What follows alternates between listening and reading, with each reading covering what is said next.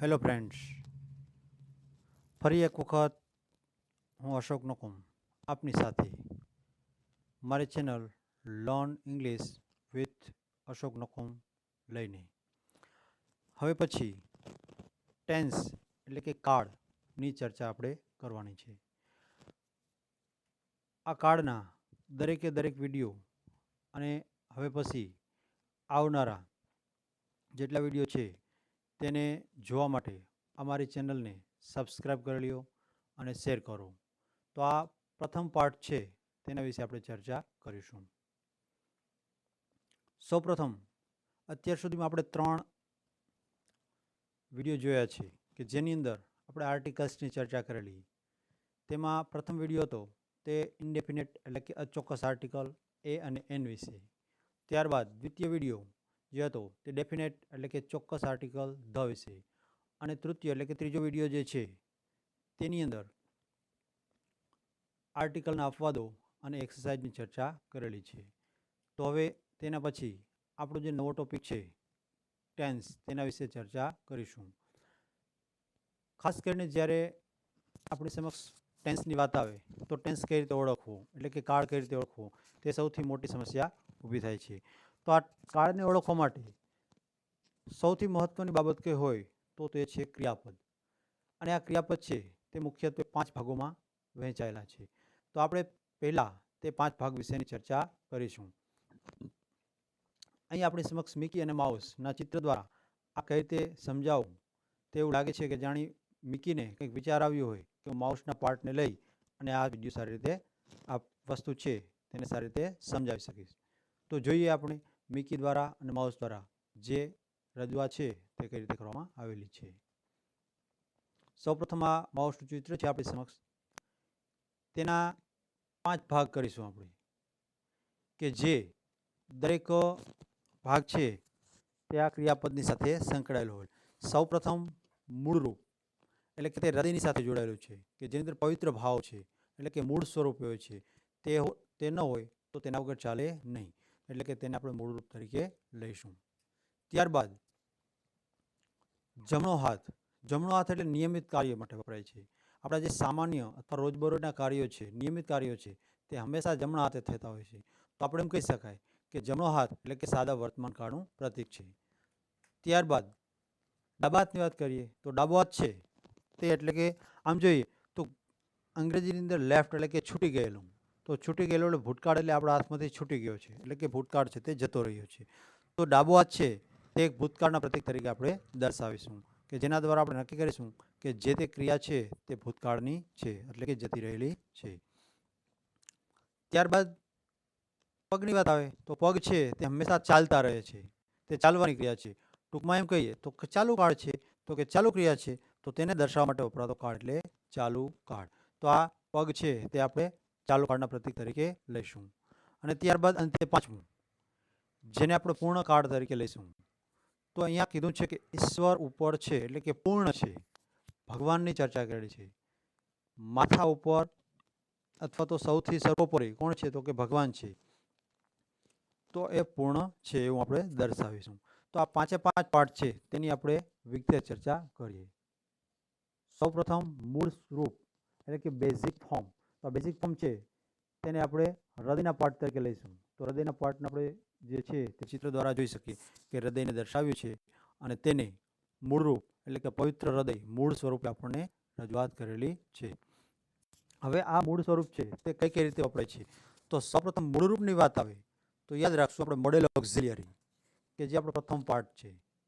તો મોડેલ ઓક્ઝિલિયરીનો કયા છે, તેનો સમાવેશ કેનો થાય છે તો કે shall, will, can, could, would, should, may, must, might વગેરે. તો આપણને વિચાર આવશે કે મૂળ શા માટે તો કે જ્યારે પણ આ કોઈ પણ મોડેલ ઓક્ઝિલિયરી વપરાયેલા હોય તો તેની સાથે વપરાતું ક્રિયાપદ હંમેશા મૂળ રૂપમાં આવે છે. એટલે એની વાક્યરચના કેવી બને એટલે કે તેની જે રચના કરવામાં આવે તે કેવા પ્રકારની બને છે તેને આધારે નક્કી થાય છે. તો અહીંયા મૂળરૂપનું એક્ઝામ્પલ આપ્યું છે આપણને તો કે it, open, read, play, watch, drink etcetera. જ્યારે આ રચના બને છે ત્યારે કેવી રચના બને છે તો કે મોડેલ ઓક્ઝિલરી પ્લસ મૂળરૂપ. કોઈ પણ મોડેલ ઓક્ઝિલરી વપરાયેલું હોય તો તેની સાથે ક્રિયાપદનું મૂળરૂપ જ આવે. બરાબર, તો આપણે ખાસ યાદ રાખીશું. ત્યારબાદ જે સાદા વર્તમાન કાળનું રૂપ છે એટલે કે સિમ્પલ ફોર્મ, તેના વિશે આપણે ચર્ચા કરીશું. આપણે ખ્યાલ છે કે સિમ્પલ ફોર્મ એટલે કે સાદું વર્તમાન કાળ એને દર્શાવવામાં આપણે જમણા હાથનો ઉપયોગ કરવાના છીએ.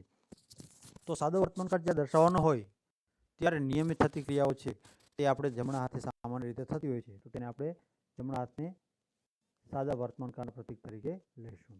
સાદું વર્તમાન કાળ કઈ રીતે?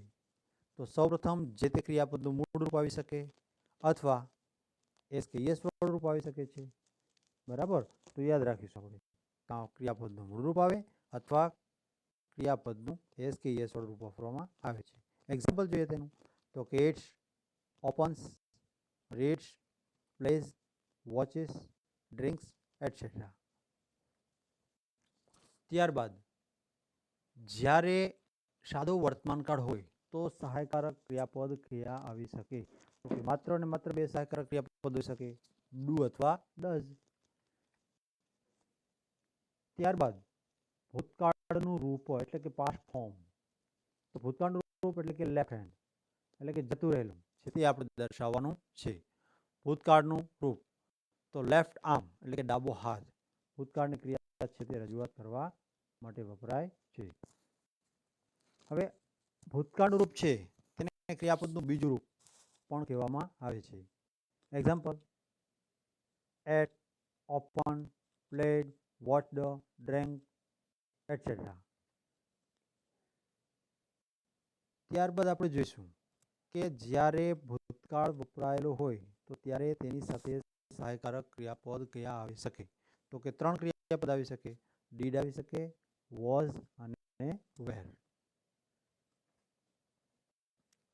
ચાલુ કાળનું રૂપ કન્ટિન્યુઅસ ફોર્મ.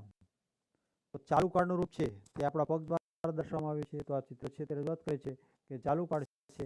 તો ચાલુ કાળને દર્શાવવા માટે શું હોય તો કે જે તે ક્રિયાપદની પાછળ આઈએનજી લગાડવાથી તે ક્રિયાપદ છે તે ચાલુ કાળની રજૂઆત કરે છે. વર્તમાન કૃદંત એટલે કે ક્રિયાપદનું આઈએનજી વાળું રૂપ.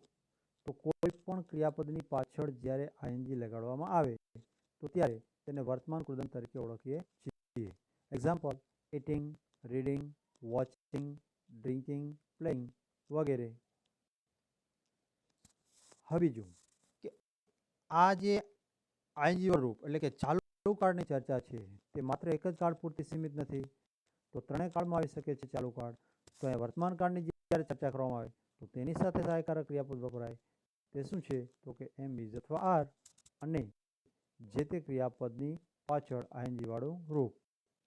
પછી ભૂતકાળ હોય તો ભૂતકાળની અંદર શું તો કે વોઝ અથવા વેર અને જે તે ક્રિયાપદ મુખ્ય ક્રિયાપદ આવે છે તેની પાછળ આઈએનજી વાળું રૂપ.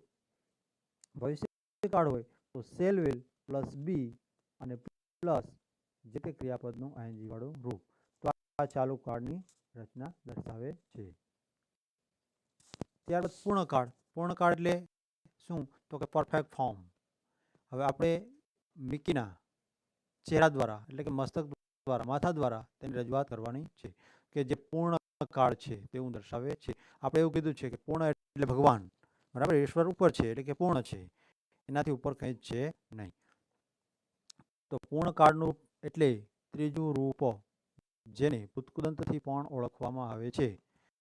જે ક્રિયાપદ છે તે પૂર્ણ કાળનું છે તેને બીજા નામથી ક્યાંથી તો કે ભૂતકૃદંતથી પણ ઓળખવામાં આવે છે.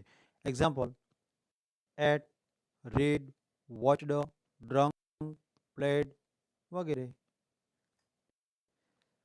તે જ પ્રમાણે ત્રણ પૂર્ણકાળ છે તેની અંદર આ વાપરી શકાય. તો જોઈએ પેલા વર્તમાન કાળ છે તો જે તે ક્રિયાપદ હેવ હેઝની સાથે જ્યારે વપરાય છે તો ક્રિયાપદનું ભૂતકૃદંતનું રૂપ આવે છે. ભૂતકાળની અંદર હોય તો હેડ પ્લસ ભૂતકૃદંત આવે છે અને ભવિષ્યકાળ હોય તો શેલ વિલ હેવ પ્લસ ભૂતકૃદંત વાપરવામાં આવે છે. મિત્રો, અહીંયા જે ચર્ચા કરવામાં આવેલી છે તે ચર્ચા આપણે માત્ર 5 સ્વરૂપની ચર્ચા કરેલી છે, ક્રિયાપદના 5 સ્વરૂપ. હવે પછી દરેક કાળ વિશે જે માહિતી આપણે મેળવવાની છે રીતે એક એક ટોપિક લઈ અને હવે પછીના આપણે વિડીયો રજૂઆત કરીશું. Best of luck to all of you.